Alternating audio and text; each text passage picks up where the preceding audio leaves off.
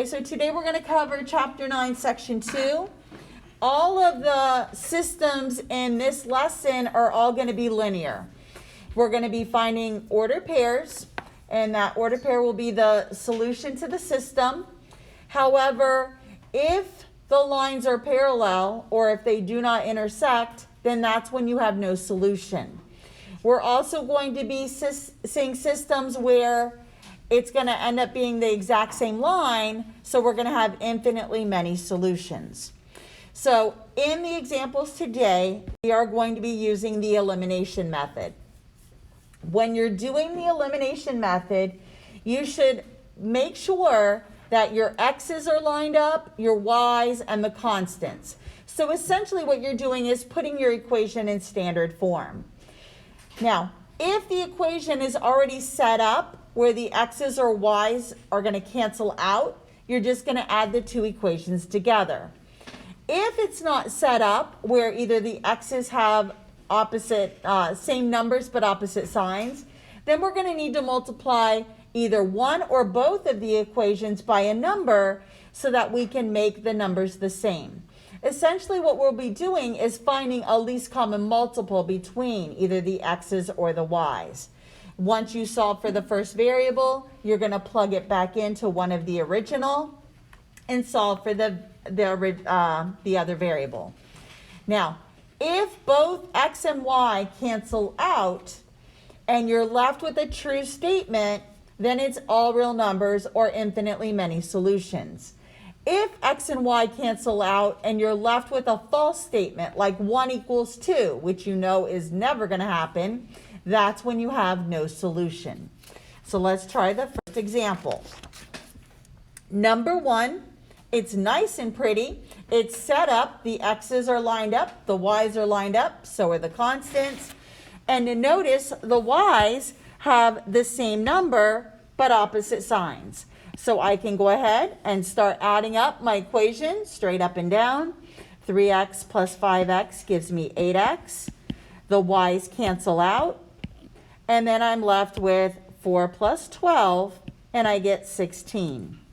I now can divide both sides by 8, and x equals 2. Once you find the value of the first variable, you're going to take it and you're going to plug it back into one of the originals. It doesn't matter which. I'm going to go ahead and plug it into the first one. 3x plus 2y equals 4. I'm going to take out x, plug in 2, and then leave the rest. Multiply. Then move the 6 to the other side. 2y equals negative 2. Divide both sides by 2. And y equals negative 1. Remember, the solution is written as an ordered pair. So the solution to this system is 2, negative 1. You always write the x first and then the y second. Now, also in WebAssign tonight, they're also going to ask you to classify the solution on some of the problems at the end. Whenever you can get a solution in ordered pair, you're going to label this as being consistent.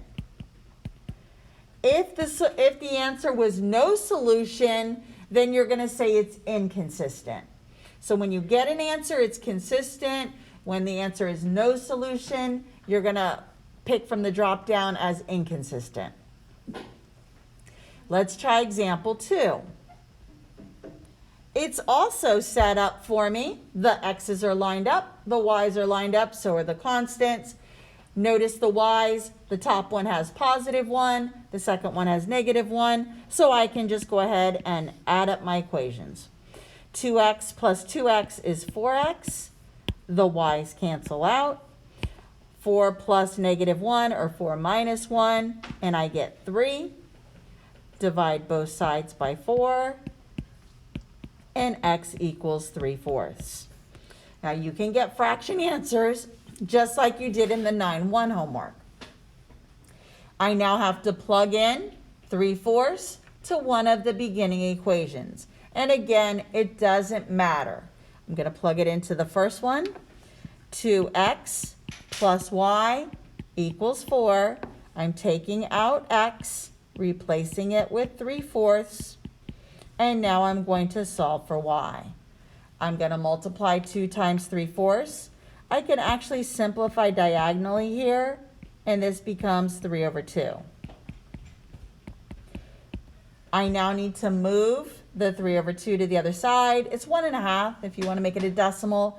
I believe WebAssign is looking for you to enter your answers as fractions. So I'm actually going to change the 4 and make it a fraction. I'm going to change it to 8/2. So it has a common denominator.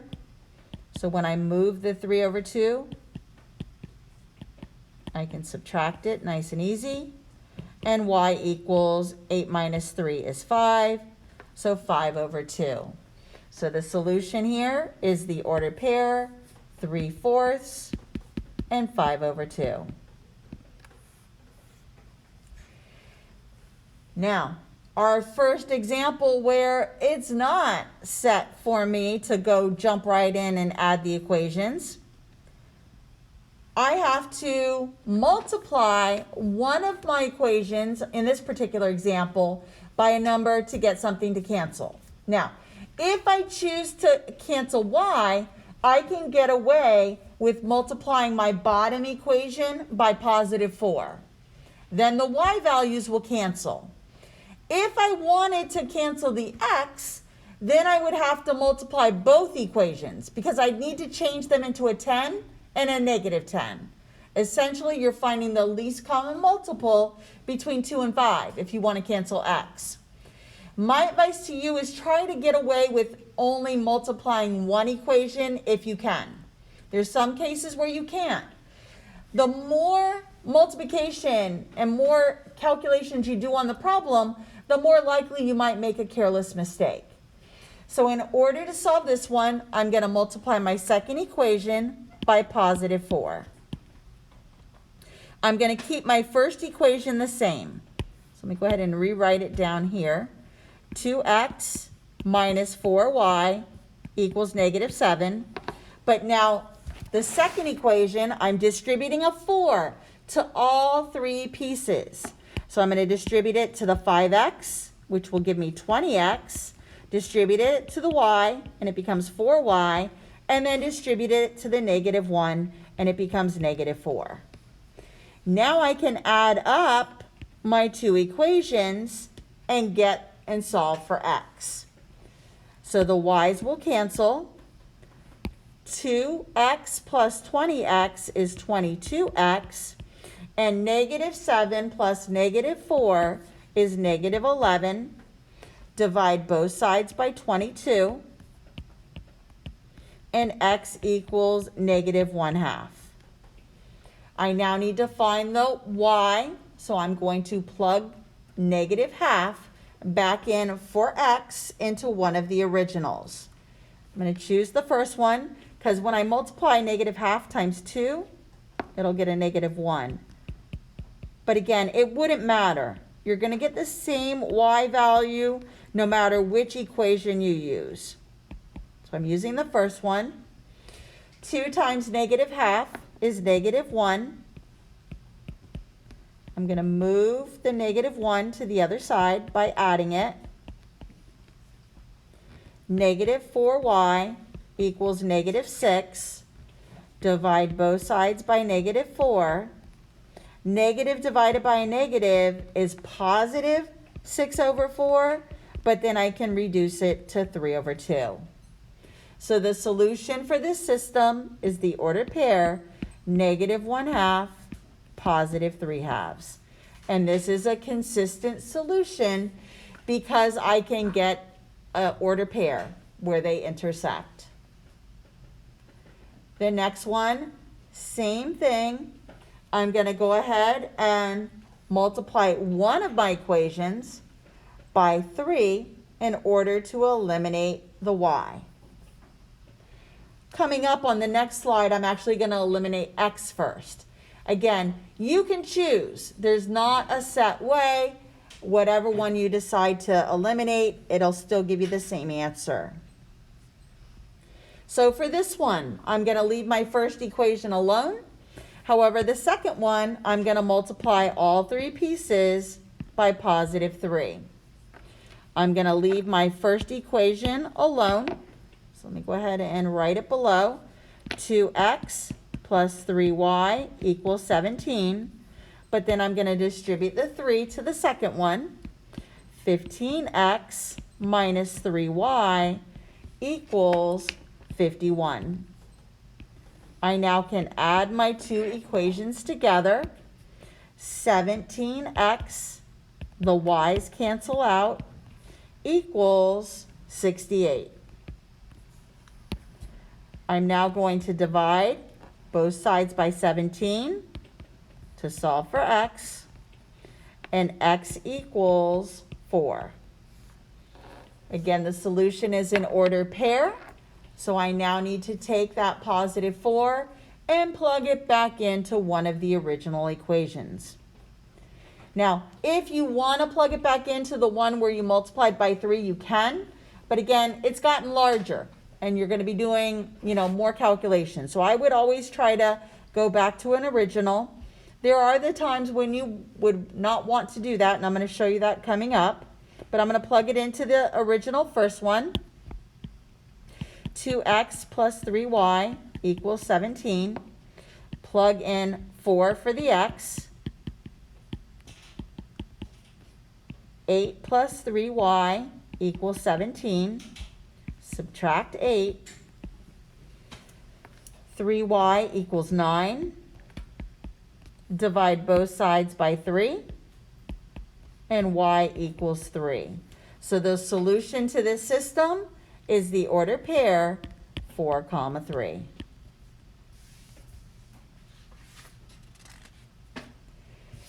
Now my next example, I actually have to multiply both equations. Now I could have multiplied both on this one by 2 and maybe -5 to get the x to cancel, but again, try to get away with multiplying as little as possible. So let's try the next example. Now, for this one, neither x nor y have the same number but opposite signs, and they're both going to involve a multiplication. So for this one, I'm going to still do the same thing. I'm going to still cancel the y's first. I'm going to multiply my first equation by 4, and I'm going to multiply my second equation by 3. That will cause the y's to cancel. Do not forget to distribute that 4 to all three pieces. The common mistake that I see is that students remember to multiply it to the x and the y, but they forget about the constant. So remember, it gets distributed to all three pieces. So 20x plus 12y equals 36. For the second one, 6x minus 12y equals 42. I now have it all nice and set. My x's are lined up, my y's, my constants.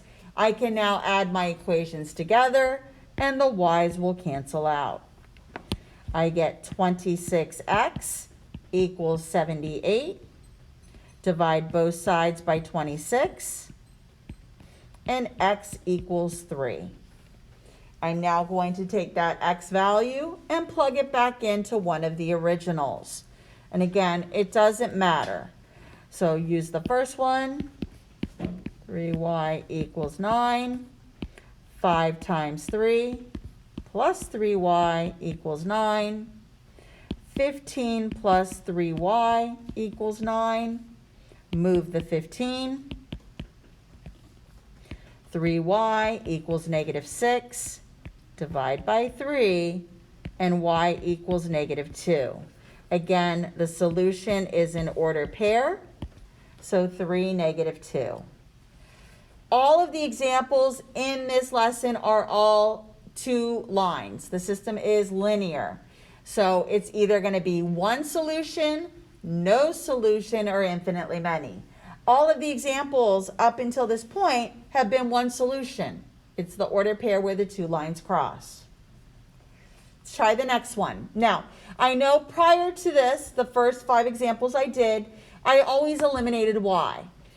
I could have, on any of these ones that I've already done, eliminated x. That's what I'm going to do on number 6. I'm going to choose to eliminate x first. And again, the choice is yours. So in order to eliminate x, I need to make both equations have one to have a positive 6 and one to have a negative 6. So in order to get that to happen, I'm going to multiply my first equation by positive 2 and my second equation by negative 3. One of these multiplication numbers needs to be negative. I could have chosen the 2 to be negative. Again, that's up to you. So I'm going to go ahead and distribute the positive 2 to all 3 pieces. It becomes 6x plus 4y equals 14. Distribute the second equation, negative 6x minus 15y equals negative 3. My equations are now set and ready to be added together. This time, my x's cancel. 4y plus negative 15y, negative 11y. 14 minus 3, or 14 plus 3, negative 3, is positive 11. Divide both sides by negative 11, and y equals negative 1. Now, this is where it's important that you're writing this out neatly, because if you're going to be changing things up and solving for x maybe on one problem first and then y, remember when you go to plug it back in that you plug it into the right variable. So this time I solved for y. Now, I know I was always plugging it into the first one. Let me just show you. I will get a correct answer by plugging it into the second one as well. So 2x, again, I solved for y first, so that's where the variable goes, the value of the variable. 2x minus 5y equals 1. Add 5. 2x equals 6. Divide both sides by 2. And x equals 3.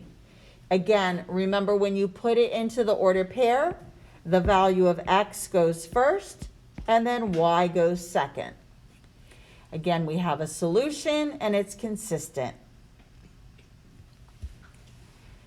So just be careful. I see too many times students forget that they solve for y first. They plug it into the x, and then that messes up the second number. Or even they write their order pair backwards. So just be careful. Now, the next example has decimals in it. Back at the beginning of the school year, remember we could clear the decimals by multiplying by powers of 10. So what I'm going to do here is multiply everything by 100, or essentially just move the decimal point 2 times to the right.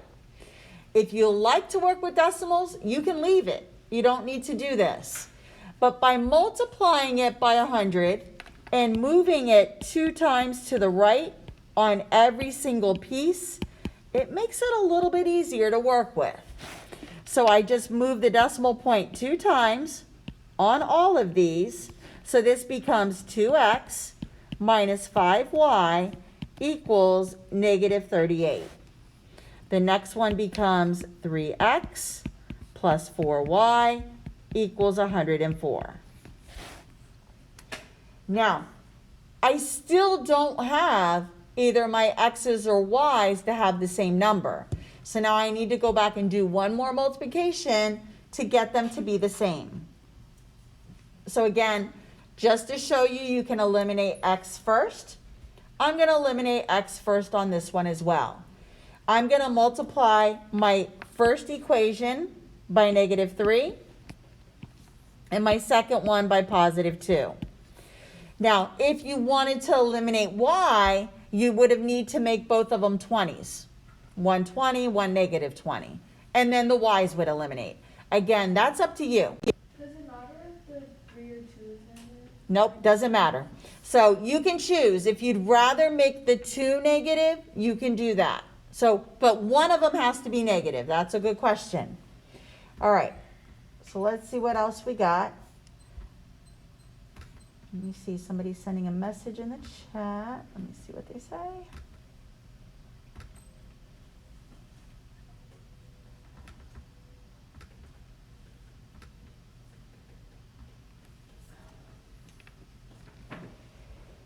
Okay, Amber, which screen did you want me to zoom out on? It was the first one. The first slide? Now, I'm going to go ahead and do the multiplication here so I can get my x's to cancel. So let me come over here to the side. So I'm going to multiply, and I get negative 6x. Negative 3 times negative 5 is going to give me positive 15y. And then negative 3 times negative 38 gives me positive 114. And then for the blue, 2 times 3 is 6. 2 times 4y is 8y. And 2 times 104 is 208. I now have my equation set and ready to be added together. So I'm going to go ahead and add them up. The x's will cancel. 15y plus 8y gives me 23y. 114 plus 208 is 322. Divide both sides by 23. And y equals 14. I now have the value of my first piece of the ordered pair. I now need to plug 14 in. This will be the scenario where I want to plug it into the one where I move the decimal point. So I'm going to actually plug it in to the red one after I move the decimal point. The 2x minus 5y equals negative 38. If you want to plug it back into one with the decimal, you can. It doesn't matter. Again, remember, pay attention to the variable you solved for. We solved for y. So that's what I need to replace. So take out the y, put 14, multiply that, and I get negative 70. I'm going to move the 70 to the other side. 2x equals 32. Divide by 2, and x equals 16. So the solution to this system is the ordered pair 16, 14. The next example is going to be the special case. All of the systems we've had up until this point have had one solution, one ordered pair, and they've all been consistent. Let's try number 8. We're still doing the same process. So again, I need to decide which variable do I want to try to cancel. I'm going to go ahead and multiply my first equation by positive 2. I get 2x when I distribute, negative 4y, and then positive 6. When I add them up, notice the x's cancel, the y's cancel. This is essentially giving me 0 plus 0 equals 7. 0 plus 0 is 0. 0 will never equal 7. So this is when you have no solution. So when both variables cancel out and you're left with a false statement, the answer is no solution. The description on this, when they ask you in the last couple questions, this is an inconsistent system. So whenever the variables cancel and the answer is no solution, you're going to describe it as being inconsistent. It's the only time it gets inconsistent is when it's no solution. Let's try another one. Again, I need to try to eliminate either x or y here. Doesn't matter which. So I'm going to multiply my first equation by positive 2. It's essentially going to cancel both. But when I distribute it, I get 12x minus 10y equals 6. I'm going to add the equations. The x and the y cancel, so I'm left with 0 on the left side, but 11 on the right side. This is a false statement. This is no solution.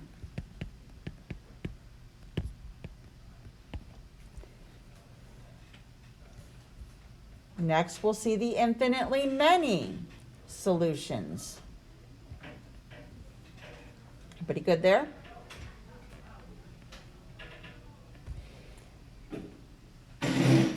So again, same process. I'm trying to get one of the variables to cancel. So I'm going to multiply my first equation by negative 2. I end up getting negative 4x plus 2y equals negative 2. Notice this time everything cancels out and I'm left with 0 equals 0. This is a true statement. What this tells me is that no matter what x value or what y value I plug in, it will always give me a true statement. So this is infinitely many solutions. And on the homework, you're just going to look for the drop down and it'll say, is it one solution, two solutions, no solutions, or infinitely many? And this one's infinitely many, when both variables cancel and you're left with a true statement.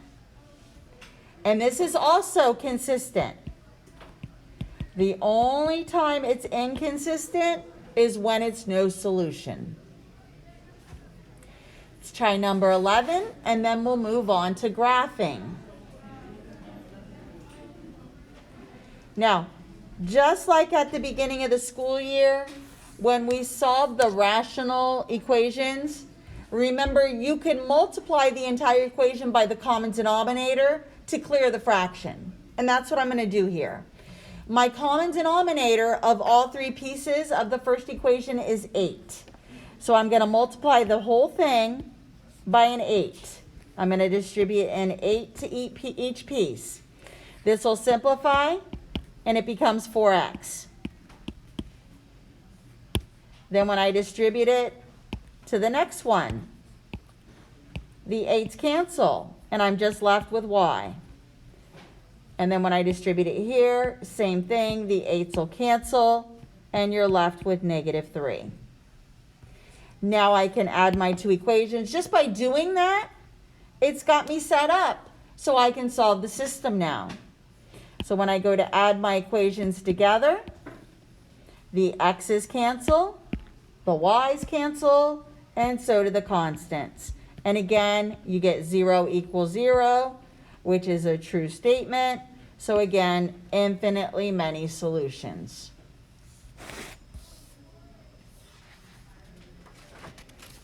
Now we're going to graph. Again, we're just going to put them into y equals mx plus b form, graph the y-intercept, move the slope, the rise and the run, and then find the point where they cross. The problem with solving systems with graphing, if your graphs are not done on graph paper and they're not precise, sometimes finding the point of intersection is hard to see. So as you saw prior to this, some of my solutions were fractions. So if your graph paper just goes by ones, it may be hard to determine what that fraction is. So you could always check it algebraically. But let's go ahead. On the web assign, the graphing portion of the homework is multiple choice. So let's try some examples. So again, the solution of the system can also be found by graphing. You don't have to do substitution or elimination. You could graph your equations. Remember the intersection of the two equations? That is the solution, that order pair. If the lines are parallel, then that would be no solution. Another thing we can look for, if you remember back to your geometry days for parallel lines have the same slope. So once you rearrange them, if they have the same slope but a different y-intercept, then that is going to be a no solution. If when you rearrange them, they turn into exactly the same equation, then that's when it's going to be all real numbers or infinitely many solutions. So let's try the examples. So I'm going to rearrange both, and I'm going to put them both into y equals mx plus b form. So just to show you, we're putting them in this form. Remember the b, this is your y-intercept. This is where our beginning point is going to be on the y-axis. Then the number in front of x, this is our slope. Remember, slope is rise over run. This is how we're going to move from the y-intercept. So let's work on rearranging both equations and put them into y equals mx plus b form. So I'm going to subtract 2x. Negative 3y equals negative 2x plus 3. I'm going to divide everything by negative 3. And I get y equals negative 2 divided by negative 3 is positive 2/3 x. And then 3 divided by negative 3 is negative 1. So my first equation is rearranged. Let me do the other one.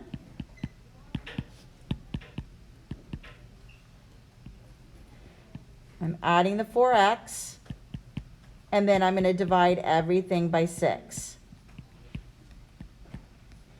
Y equals 4 over 6 can be reduced to 2/3. And then 6 divided by 6 is 1. Notice that they both have the same slope. This should be a clue that these lines are going to be parallel. And when you graph parallel lines, you're going to find that it's going to have no solution. But let's go ahead and graph them so we can see the visual. I'm going to graph the red one first. Remember, you start at the y-intercept, which is negative 1. From the negative 1, I'm going to rise 2 and run 3. So up 2 and then to the right 3. And that will give me my new point. You can keep repeating the process.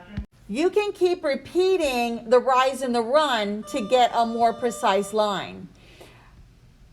So again, I can go up 2 again and over to the right 3 if you wish. What's nice for you guys when you do this in Notability, you're just going to hold down your stylus and then you can make a nice straight line. Yes? If it's like one line, is there the exact same? Would it be infinitely many? Correct. All right, so now I'm going to connect my points. I'm not Notability, so my line's kind of squiggly. Then I'm going to graph the blue line. This time I start at the y-intercept of positive 1, but I'm still moving the same slope. Up 2 and to the right 3. I can keep repeating the process as many times as you want. Connect your points. And as you can see, these are parallel lines. They do not intersect. So this is why the solution to this system is no solution.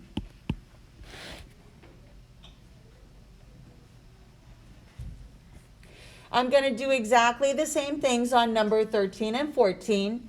I'm going to put both of the equations into y equals mx plus b form. I'm going to graph them and then see where the point of intersection is. So let's try number 13. So again, I'm going to rearrange both. 2x minus 3y equals 3. Subtract 2x. Negative 3y equals negative 2x plus 3. Divide everything by negative 3. And y equals negative 2 divided by negative 3 makes it become positive 2 over 3x minus 1. It's actually the same as the first one. And then rearrange the second equation here. Subtract x. 2y equals negative x plus 5. Divide everything by 2. I can put a 1 here in front of the x because my slope is going to become negative 1/2 x plus 5 over 2. And I'm going to make it a decimal because I got to graph this thing. So I'm going to make it 2.5 because 5 over 2 is 2.5. Now that I've got both equations into y equals mx plus b form, I can now graph them. Now, soon as you see that the slopes are different, this should be a clue that you're going to have one solution. So we're going to get one ordered pair. The lines are actually going to intersect. So again, for the red one, I start at -1, I rise 2, and run 3. And I can keep repeating the process if need be. But again, just connect the points, graph your line. And now I'm going to do the same thing for the blue. Notice the blue has a negative slope. So instead of rising up 1, I'm going to go down 1, but I'm going to go to the right 2. So again, I'm going to start on 2.5. So I'll put it right here. Now when I go down 1, I'm going to go from 2.5 to 1.5, and then over 2. And then I can do the same thing, repeat the process, or I could also go up if you wish. So then now I can connect my points. And you can see that the point of intersection is this order pair right here, which is the order pair 3, 1. So this is where it's going to be important that if you had to graph, that you're using graph paper and you try to do it as neatly as possible. If this happened to be inside the box or not exactly at integer order pairs, I would probably do a substitution or elimination just to confirm what fraction it is. Let's do one more example where we're going to see it's going to be the same line. And this will be infinitely many. So again, I'm going to rearrange them. Let me rewrite this one. And then this one. Again, I'm putting them into y equals mx plus b form. Subtract the 2x. -3y equals -2x plus 3. Divide everything by -3. And y equals 2/3 x minus 1. Over here, add the 4x. 6y equals 4x minus 6. Divide everything by 6. 4 over 6 simplifies to 2/3. And then -6 divided by +6 is -1. Notice my equations are exactly the same thing. So this is when your answer is infinitely many or all real numbers. So again, I would graph them, and it's the same graph. So here, up 2 over 3. I would graph the red one, and then the blue one is right on top of it. So every single order pair is the same because they're exactly the same line. And that's when you have infinitely many solutions. And that is it for section 9.2. 9.3, here I'll zoom into 14 again. 9.3, we're actually going to solve for 3 variables. We're going to get an ordered triple, an x, y, and a z, which should be totally new to you. This, again, is taught in Algebra 1, so this should be a nice review for you. Everybody good? Yes.